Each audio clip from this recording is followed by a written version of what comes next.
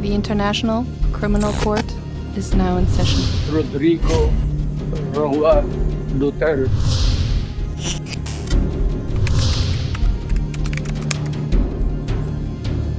Dismayado at aapila ang defense team ni dating Pangulong Rodrigo Duterte sa pasya na International Criminal Court Pre-Trial Chamber 1. Idineklara kasi ng ICC judges na fit o kaya ng dating Pangulo na humarap sa pre-trial proceedings para sa kasong crimes against humanity.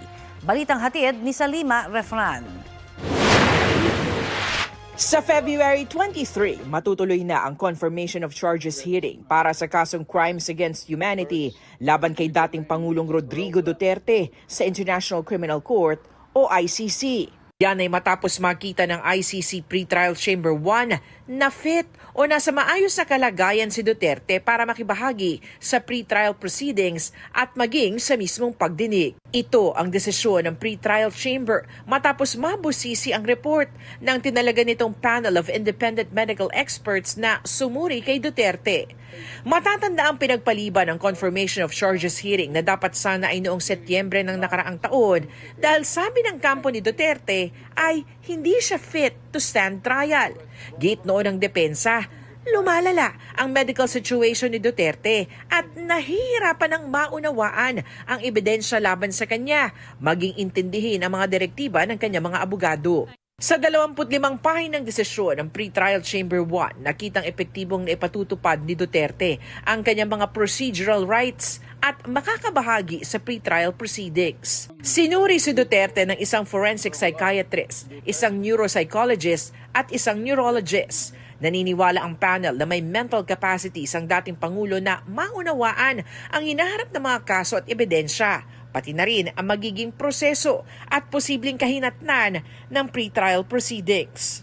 Sabi ng Pre-Trial Chamber 1 na sa legal na mga prinsipyo, hindi naman daw kinakailangang nasa highest level ang kahit na sinong sospek.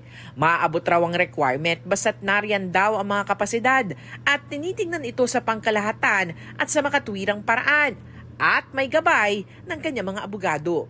Maglalabas naman ang Pre-Trial Chamber 1 ng schedule at direktiba para sa pagdinig. Samantala, mananatiling nakakulong si Duterte sa ICC Detention Center matapos ang periodic review ng pagkakakulong nito. Wala raw nakitang bago o nabago sa katayuan ni Duterte para hindi na kailanganin ng pagkakapiit. Ang report naman sa kalusugan ng dating Pangulo, hindi raw sapat para baliktarin ang naunang desisyon ng ICC na ibasura ang hiling na interim release. Nahaharap si Duterte sa crimes against humanity, bunsod ng kanyang madugong kampanya kontra droga. Dismayado naman ang kampo ni Duterte sa desisyon ng ICC Pre-Trial Chamber 1. Ayon sa abogado niyang si Attorney Nicholas Kaufman, hindi sila pinayaga ng ICC judges na magpresenta ng mga obserbasyon ng medical experts na kinuha ng defense team para suriin ang kalagayan ng dating presidente. Iaapela raw nila ang pasya ng Pre-Trial Chamber 1 at igigiit na hindi nabigyan ng due process ang dating Pangulo. Salima Refran, nagbabalita para sa GMA Integrated News.